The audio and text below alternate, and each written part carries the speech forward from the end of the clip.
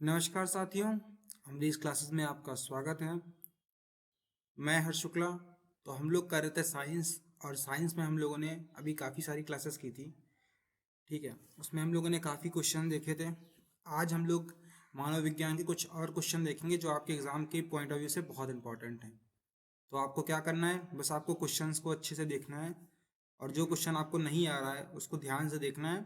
और अगर आपको नहीं समझ में आ रहा तो उसको कहीं नोट कर लीजिए। इससे क्या होगा कि नेक्स्ट टाइम आप कभी उस तरह का क्वेश्चन करेंगे तो आपको समस्या नहीं आएगी। ध्यान से देखना है, जो चीज़ नहीं समझ में आनी आ रही है वो आप कमेंट में नीचे पूछ सकते हैं। ठीक है, अगली क्लास में उसे अच्छे से एक्सप्लेन कर दिया जाएगा। क्वेश्चन है आपका, केप्स चक्र में किसका संश्लेषण होता है।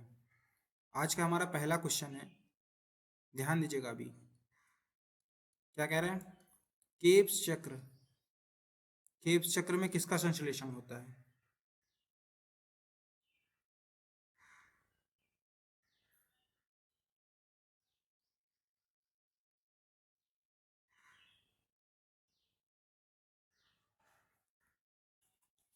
तो अगर आपको, आपने पढ़ा होगा, ध्यान दिया होगा आपने, तो क्या होता है,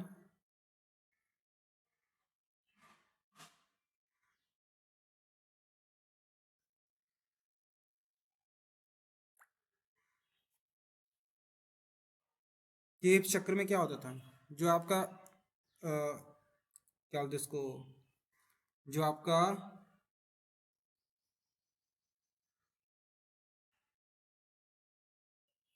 एक सेकंड दीजिएगा मुझे, कर्सर थोड़ा सा।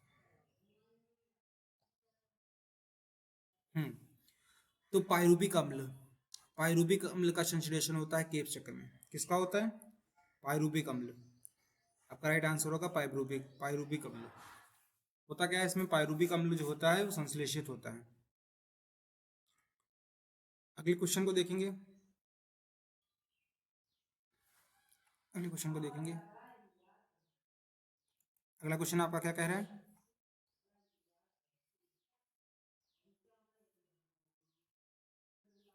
मनुष्य के शरीर में मुख्य नाइट्रोजनी अपशिष्ट कौन सा होता है।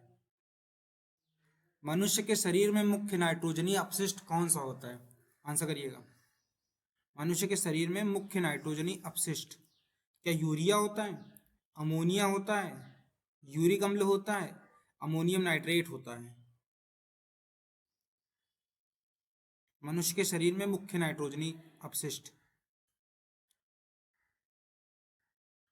तो हम लोग नाइट्रोजन को किस फॉर्म में, जो नाइट्रोजन वेस्ट हैं हमारी बॉडी में, जो नाइट्रोजन बेस्ड हैं, नाइट्रोजन बेस्ड हैं, उनको किस फॉर्म में निकालते हैं।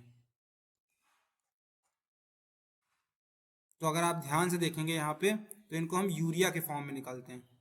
हम यूरिया के फॉर्म में, यूरिन बाथरूम करके ना, हम लोग कैसे वेस्ट निकालते हैं, यूरिया के फॉर्म में निकालते हैं। कुछ एनिमल हैं जो अमोनिया और कुछ यूरिक एसिड के फॉर्म में भी निकालते हैं, पर जो ह्यूमन है, मनुष्य है, मानव है, ये किस फॉर्म में, यूरिया के फॉर्म में वेस्ट निकालता है। जो आपका ह्यूमन है ये यूरिया के फॉर्म में। अगले क्वेश्चन को देखेंगे, स्तनधारी, इनसे यूरिया बनाते हैं, किससे यूरिया बनाते हैं, किसकी मदद लेते हैं। यकृत की, लीवर की, या फिर गुर्दे की, या फिर प्लीहा की, या मूत्राशय थैली की। यूरिया किनकी मदद से बनाते हैं, तो जो स्तनधारी हैं वो यूरिया बना रहे हैं यकृत या लीवर की मदद से। यकृत या लीवर होगा आपका राइट आंसर। यकृत या लीवर होगा आपका राइट आंसर। अगला क्वेश्चन है, मानव शरीर में सबसे छोटी अंतःस्रावी ग्रंथि, सबसे छोटी अंतःस्रावी ग्रंथि कौन सी है। अधिवृक्क ग्रंथि है, अवट्टु ग्रंथि है, पीयूष ग्रंथि है, अग्नाशय है। मानव शरीर में सबसे छोटी अंतःस्रावी ग्रंथि, तो अगर आप ध्यान देंगे तो देखेंगे मानव शरीर में सबसे छोटी अंतःस्रावी ग्रंथि कौन सी होगी। ये हम लोगों ने कई बार पहले पढ़ा था। अगर आपको याद होगा, जब हम हार्मोन्स के कुछ क्वेश्चन कर रहे थे तो वहां पे हमने बताया था आपको पीयूष ग्रंथि। ठीक है, पीयूष ग्लैंड जो है आपकी पिट्यूटरी ग्लैंड, पिट्यूटरी कुछ करके मैंने बताया था आपको।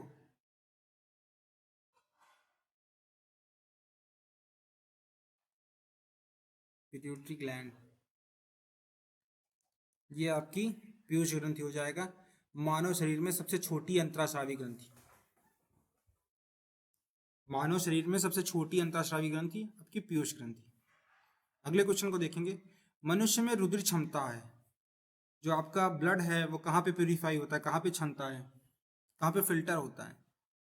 जो ब्लड है, खून है, रुधिर है, ये कहाँ पे छन रहा है, कहाँ पे ये फिल्टर हो रहा है।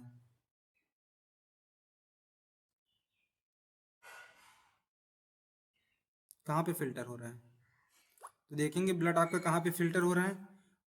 वोमेन संपुट में आपका ब्लड जो है वोमेन संपुट में फिल्टर होता है। कहाँ पे, वोमेन संपुट में।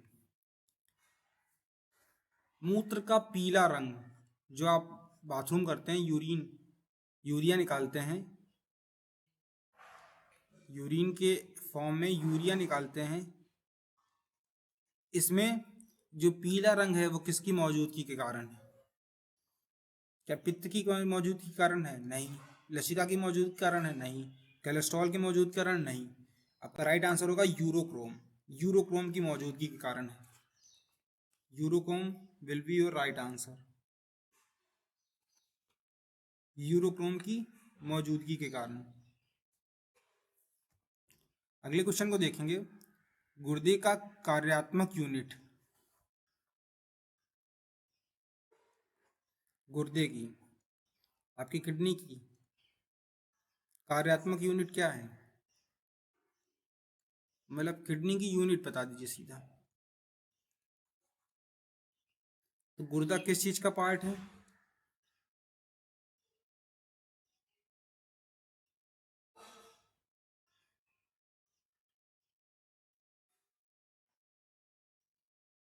एक्सॉन नहीं होगा। न्यूरॉन, ये तो किसकी है, मस्तिष्क की यूनिट है, जो आपकी तंत्रिका तंत्र, तंत्रिका तंत्र की है, नर्वस सिस्टम की, तंत्रिका तंत्र की। तो न्यूरॉन तो तंत्रिका तंत्र की है, तो नेफ्रॉन होगा आपका राइट आंसर। सी, नेफ्रॉन होगा आपका राइट आंसर। नेफ्रॉन जो आपकी किडनी की स्मॉलेस्ट यूनिट होगी, कार्यात्मक यूनिट होगी, सबसे छोटी यूनिट होगी, वो नेफ्रॉन होगी। कृत्रिम गुर्दा निम्नलिखित में से किस सिद्धांत पे काम करता है, जो आपका आर्टिफिशियल किडनी है। आपकी जो आर्टिफिशियल किडनी है वो किस सिद्धांत पे काम कर रही है, किस मैकेनिज्म पे काम कर रही है, किस सिद्धांत पे काम कर रही है। क्या परासरण पे, विसरण पे, डायलिसिस पे, सक्रिय परिवहन पे। तो देखो जो भी किडनी के पेशेंट होते हैं, एक बार उनको किडनी की प्रॉब्लम हो जाती है तो फिर उनका क्या होता है, उनका जो है यूरिन फिल्टर नहीं होता, उनकी बॉडी में यूरिया बढ़ने लगता है, तो इसलिए उनकी डायलिसिस करानी पड़ती है, डायलिसिस करानी पड़ती है, उनकी डायलिसिस करानी पड़ती है। तो डायलिसिस की ही प्रोसेस पे आपका काम करता है कृत्रिम गुर्दा। डायलिसिस की प्रोसेस जो सिद्धांत पे है वही काम करता है आपका कौन, कृत्रिम गुर्दा, आर्टिफिशियल किडनी।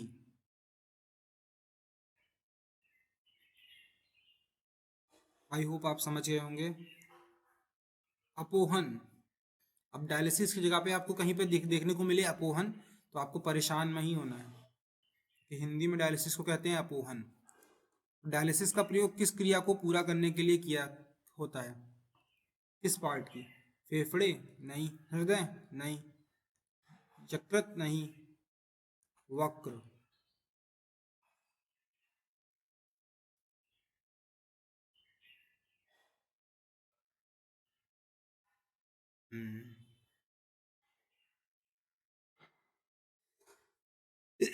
वक्र, वक्र होगा आपका, वक्र होगा आपका राइट आंसर। अगले क्वेश्चन को देखेंगे। स्वेदन, जब पसीना आता है ना, स्वेदन, निम्न में से किसके लिए महत्वपूर्ण है?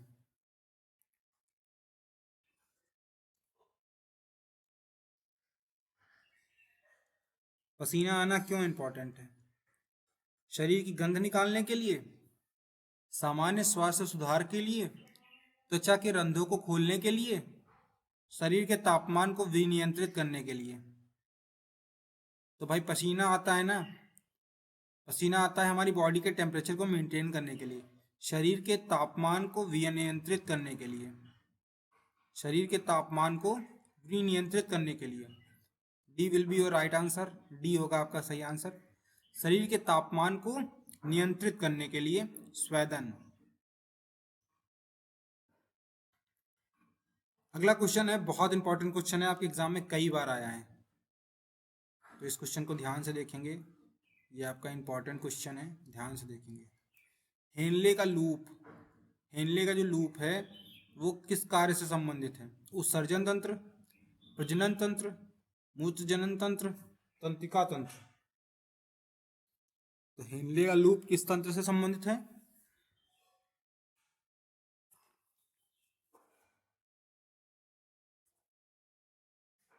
आंसर करिएगा।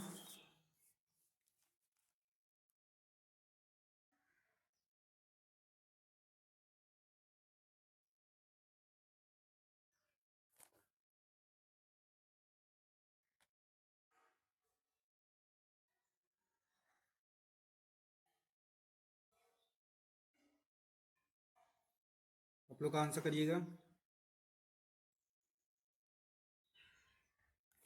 तो आपने देखा होगा कुछ यू आकार ऐसा, हेनले का लूप ऐसा कुछ यू आकार का शेप का होता है, ऐसे लंबा सा यू आकार का।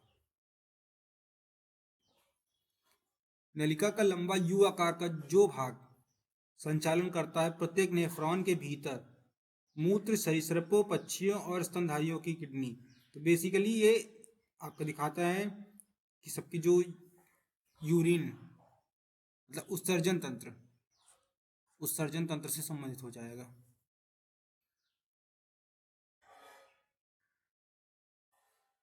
इसको हेनले का लूप या नेफ्रॉन लूप भी कहते हैं, ध्यान रखिएगा। अगले क्वेश्चन को देखेंगे। सामान्यतः निषेचन होता है, कहाँ पे होता है निषेचन? सामान्यतः निषेचन होता है कहाँ पे? डिंब वाहिनी नली में, गर्भाशय में, ग्रीवा में, योनि में। तो राइट आंसर होगा आपका ए, डिंब वाहिनी नली में। निषेचन कहाँ पे होता है? डिंब वाहिनी नली में। डिंब वाहिनी नली होगा आपका राइट आंसर। अगले क्वेश्चन को देखेंगे। गर्भाशय में शिशु के विकास की जानकारी हेतु किसका प्रयोग किया जाता है? गर्भाशय में शिशु के विकास की जानकारी हेतु किसका प्रयोग किया जाता है? देखो, जब भी कोई महिला जो है प्रेग्नेंट होती है तो उसको हॉस्पिटल ले जाते हैं, ठीक है। तो वहाँ पे क्या होता है? वहाँ पे उसका अल्ट्रासाउंड होता है। और आप कभी आपने ऐसे भी अपना अल्ट्रासाउंड कराया होगा तो आपने देखा होगा वहाँ पर लिखा होता है कि यहाँ पर लिंग की जांच अपराध है, मतलब लिंग की जांच कराना दंडनीय अपराध है, ऐसा कुछ लिखा देखा होगा। तो ऐसा क्यों लिखा होता है? देखो ये अल्ट्रासाउंड क्योंकि वहीं पे क्यों लिखा होता है, क्योंकि अल्ट्रासाउंड से पता चल सकता है कि वो जो आपका भ्रूण है वो लड़की है या लड़का है, इसकी जांच हो सकती है अल्ट्रासाउंड से, इसीलिए वहाँ पे ये चीज़ लिखी होती है। क्योंकि किसी भी अभी अजन्मे बच्चे का आप लिंग जान के उसकी हत्या का हो जाती थी, लड़कियों को मार दिया जाता था, जो कि बहुत गलत है। तो इस तरह चीज़ों को रोकने के लिए इसकी जांच को करना मतलब अपराध हो गया, ऐसा कोई डॉक्टर कर नहीं सकता। लेकिन शिशु के विकास की जानकारी कैसे देखते हैं? बच्चे की फोटो दिखने लगती है, थोड़ी थोड़ी इमेज दिखने लगती है, अल्ट्रासाउंड के थ्रू अल्ट्रासाउंड के थ्रू अल्ट्रासाउंड के थ्रू भ्रूण के विकास के लिए निम्नलिखित में से किस अंग द्वारा खाद्य की पूर्ति की जाती है? तो भ्रूण के विकास के लिए भ्रूण के डेवलपमेंट के लिए किस अंग के द्वारा खाद्य की पूर्ति की जाती है?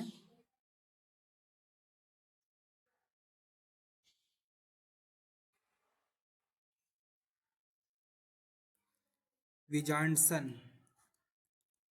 ये जो है आपका क्या होता है, जब आपके प्राथमिक अंडाणु निकलते हैं,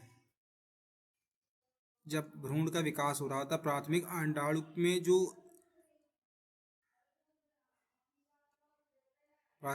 में जो पोषक द्रव्य होता है, पोषक द्रव्य शुरुआती दिनों में उसी से ये अपने खाद्य की पूर्ति करते हैं। विजांडसन होगा आपका राइट आंसर। बच्चे के लिंग का निर्धारण किसके गुणसूत्र से होता है? तुमने कई बार बताया था, x y, x x, x y, ये हो गई महिला, ये हो गया पुरुष। यहां से एक्स आया, यहां से एक्स आया, अगर दोनों जगह से एक्स एक्स आया तो क्या हो गया, महिला हो गई। ठीक, यहां से एक्स आया,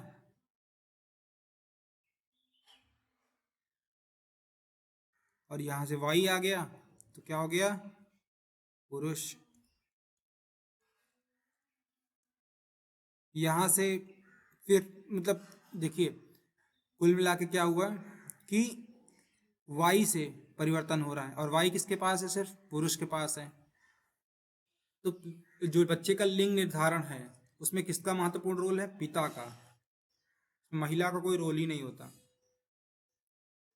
किसी भी पहले क्या होता था, लोग किसी की लड़कियां हो रही तो वो दूसरी शादी करने लगते थे, पर इसमें जो लिंग निर्धारण में है उसमें महिला का कोई रोल ही नहीं है, क्योंकि वाई वाई क्रोमोसोम उसके अंदर है नहीं। जब वाई क्रोमोसोम नहीं है तो उसका तो कोई रोल ही नहीं है। अगले क्वेश्चन को देखेंगे। मनुष्य में गर्भकाल कितना होता है? मनुष्य में गर्भकाल कितना होता है? आंसर करिएगा। 6 महीने, 7 महीने, 8 महीने, 9 महीने। तो होता है 9 महीने का। पर आजकल आप सुन रहे होंगे कि 7 महीने में किसी का बेबी हो गया, 8 महीने में हो गया, तो वो होते हैं सब प्री मेच्योर चाइल्ड।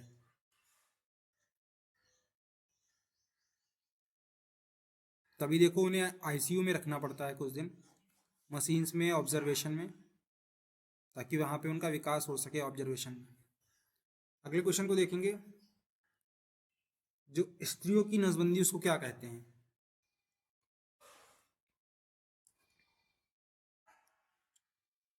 ये क्वेश्चन इंपॉर्टेंट है, एग्जाम में आए हैं अलग अलग। क्या कहते हैं, आंसर करिएगा।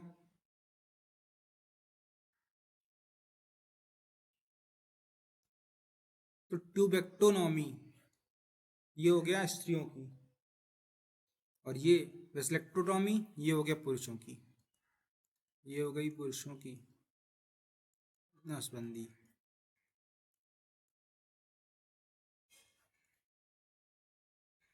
और ये ट्यूबेक्टोनॉमी महिलाओं की।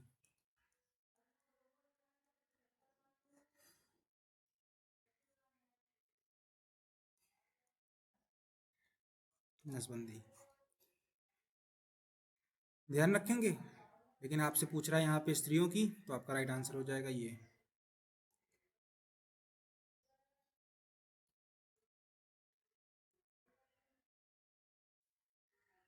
अगले क्वेश्चन को देखेंगे। पुरुषों की नसबंदी को क्या कहते हैं? देखिए आपका अगला क्वेश्चन ही यही आ गया। अब बताइए, अभी मैंने आपको बताया था, आंसर करिएगा।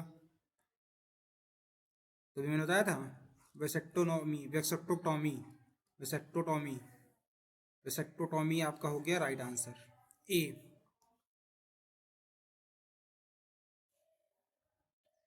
अगले क्वेश्चन को देखेंगे। प्रथम परखनली शिशु, first test tube baby, first test tube baby, answer करिएगा, क्या नाम था उसका? जो पहला परखनली शिशु था उसका नाम क्या था?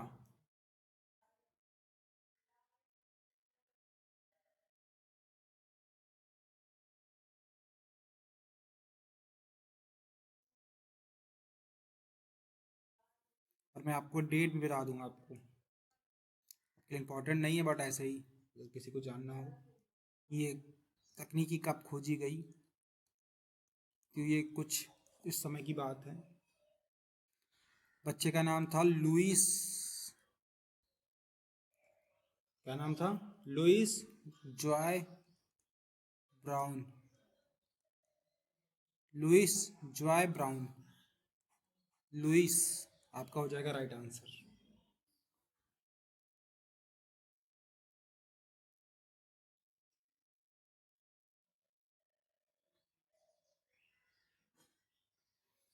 लेकिन अगर आपका आ जाए कि भारत में,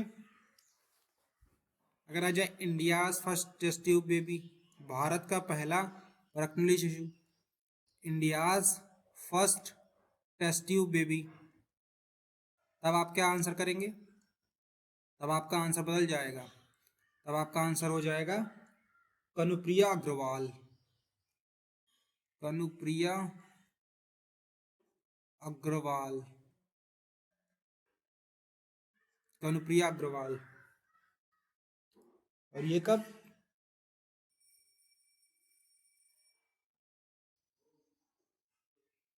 3 अक्टूबर 1978, उसी साल में इन्होंने भी फर्स्ट टेस्ट ट्यूब बेबी। और ये जो साइंटिस्ट थे बहुत इंपॉर्टेंट है, इनकी स्टोरी कभी इंटरनेट पर सर्च करिएगा। डॉक्टर सुभाष मुखर्जी। डॉक्टर सुभाष मुखर्जी, इनको आत्महत्या करनी पड़ी थी। क्यों इनको आत्महत्या इसलिए करनी पड़ी थी? क्योंकि इन पे लोग उस समय ये जो टेक्नोलॉजी आई थी लोगों के लिए इसको एब्जॉर्व करना, इसको डाइजेस्ट करना बहुत मुश्किल हो रहा था, तो इनको सुसाइड करनी पड़ी थी। डॉक्टर सुभाष मुखर्जी, कभी इंटरनेट पर सर्च करिएगा डॉक्टर सुभाष मुखर्जी, उनके बारे में थोड़ा जानिएगा। ये हमारे इंडिया की काफ़ी प्राइड रहे हैं जिन्होंने काफ़ी सारी डिस्कवरीज की हैं, तो थोड़ा देखना चाहिए उनके बारे में। अगले क्वेश्चन को देखेंगे, इनमें से कौन अंतःस्रावी ग्रंथि नहीं है? बताइए। सर ये क्वेश्चन मैं आपको करवा चुका हूँ, पर आपको ये फिर से करवा दे रहा हूँ ताकि रिवाइज हो जाए। कौन सी अंतःस्रावी ग्रंथि नहीं है? एड्रिनल है, पिट्यूटरी है, थायराइड है या यकृत है?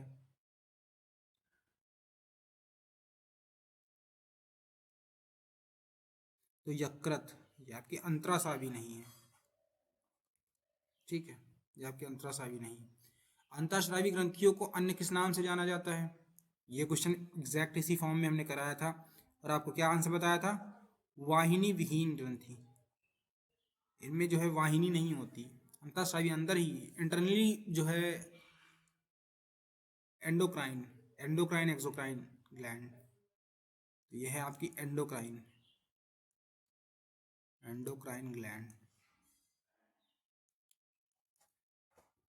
तो ये वाहिनी विहीन ग्रंथि हो जाएगा आपका राइट आंसर। मानव शरीर की किस ग्रंथि को मास्टर ग्लैंड कहते हैं? तो ये भी कई बार बताया आपको, पीयूष ग्रंथि, या फिर इसको क्या कहते हैं? Pituitary gland. Pituitary gland, pituitary gland हो जाएगा। पीयूष ग्रंथि हो जाएगा आपका राइट आंसर, सी होगा आपका राइट आंसर। मानव के शरीर की सबसे छोटी ग्रंथि, सबसे छोटी ग्रंथि कौन सी है? तो वैसे तो आपका होता है पीनियल ग्लैंड, पीनियल ग्रंथि, लेकिन वो ऑप्शन में दिया नहीं है, तो आपका आंसर क्या हो जाएगा? पिट्यूटरी, पिट्यूटरी ग्लैंड हो जाएगा। मानव शरीर की सबसे महत्वपूर्ण ग्रंथि कौन सी है? तो वही जो सारी ग्लैंड को कंट्रोल कर रहा होगा, ग्लैंड का मास्टर होगा, master of gland. Master of gland कौन था? पिट्यूटरी था क्या? पिट्यूटरी था। इसको हम हिंदी में और क्या कहते थे? पीयूष ग्रंथि।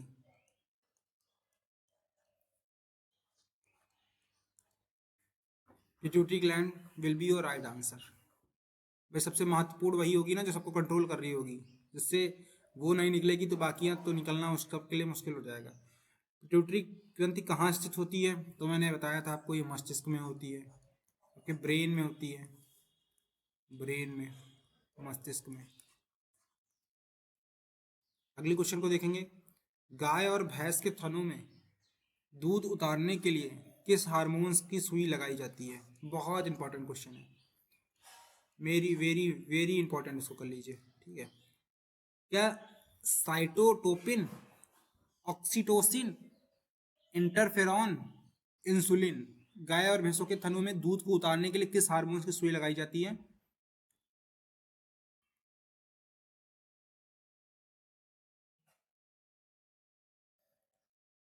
तो आपने अगर ध्यान दिया होगा, गाय और भैंसों के थनों में दूध उतारने के लिए किस हार्मोन्स की सुई लगाई जाती है? ऑक्सीटोसिन लगाया जाता है। ऑक्सीटोसिन वैसे तो ये हमारी बॉडी में बनता है, पर इस ऑक्सीटोसिन को बाहर से हम जब कंज्यूम करते हैं तो ये महिलाओं के लिए बहुत खतरनाक है। और महिलाओं में भी बात करें तो वैसे तो सभी के लिए नुकसानदायक है, पर महिलाओं में भी बात करें तो जो गर्भवती महिलाएं हैं, गर्भवती महिला है उसके साथ क्या है, अगर उसकी जो भी प्रेगनेंसी का टाइम है, ठीक है, प्रेगनेंसी के टाइम पे अगर उसने ऑक्सीटोसिन वाला दूध पिया तो क्या होगा? अच्छा, इस हार्मोन का काम होता है वो गर्भाशय के साइज को बड़ा कर देता है, ठीक है, वो गर्भाशय के साइज को बड़ा कर देता है। अब धीरे धीरे वो साइज बड़ा होने लगेगा, इससे क्या होगा? पहले ही जो लेबर पेन है वो स्टार्ट हो जाएगा, बच्चा नीचे की तरफ सरकने लगेगा। तो ये कॉम्प्लिकेशन उत्पन्न करता है आपका ऑक्सीटोसिन। तो ये महिलाओं के लिए बहुत खतरनाक है, प्री मैच्योर डिलीवरी, या कई बार बच्चे खत्म हो जाते हैं इसी चक्कर में।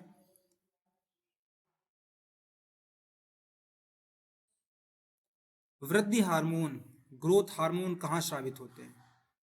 आंसर करिएगा। वृद्धि हार्मोन, आपका जो ग्रोथ हार्मोन है वो कहाँ से स्रावित होते हैं? क्या थायराइड से, एड्रिनल से, जननांग से, पिट्यूटरी से? तो आपकी पिट्यूटरी ग्लैंड, जो ग्लैंड ऑफ मास्टर ग्लैंड है, ठीक है, pituitary gland, pituitary gland will be your right answer. Growth hormone, वृद्धि हार्मोन। तो किसी की हाइट नहीं बढ़ रही है तो पिट्यूटरी जिम्मेदार है। बात करिए पिट्यूटरी से। ऑक्सीटोसिन हार्मोन स्रावित करने की ग्रंथि, ऑक्सीटोसिन को कौन स्रावित कर रहा है? तो वही कर रहा होगा जो सारी ग्रंथियों को कंट्रोल कर रहा है, और वो कौन कर रहा है? पीयूष ग्रंथि। इसको हम और किस नाम से जानते हैं? Pituitary gland, pituitary gland,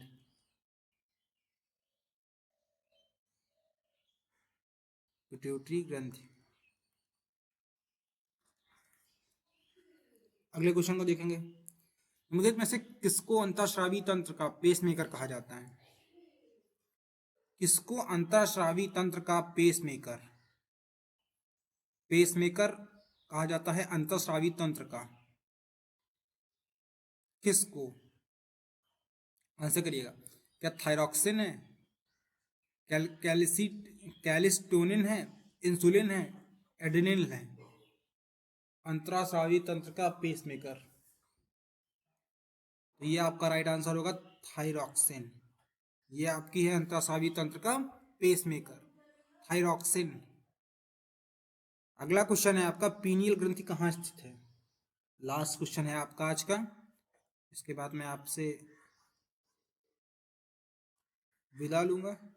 pineal ग्रंथि कहाँ पे है? यकृत में है, मस्तिष्क में है, गुर्दा में है, गर्भाशय में? तो पीनियल ग्रंथि भी आपकी मस्तिष्क में है, पीनियल ग्रंथि भी आपकी मस्तिष्क में है। तो बस यही थे आपके आज के इंपॉर्टेंट क्वेश्चन। अगर किसी को नहीं समझ में आया होगा तो एक बार फिर से देख लेगा। उम्मीद करते हैं उसको फिर से देखने में समझ में आ जाएगा, ठीक है। जो लोग हमारे टेलीग्राम ग्रुप को नहीं ज्वाइन किए हैं वो एक बार ज्वाइन कर लें, और जिन्होंने अभी तक सब्सक्राइब नहीं किया है वो एक बार सब्सक्राइब कर लें। क्लास के बीच में मैं आपसे किसी तरह की बात नहीं करता हूँ, तो लास्ट में थोड़ी सी गुजारिश है कि इसको सब्सक्राइब कर लें और थोड़ा सा इसको शेयर कर दीजिए अगर हो सकता है। अगर आपको कोई आपत्ति ना हो तो आप इसे शेयर कर दीजिए, और बस ऐसे ही क्लास से जुड़े रहिए। Thank you so much.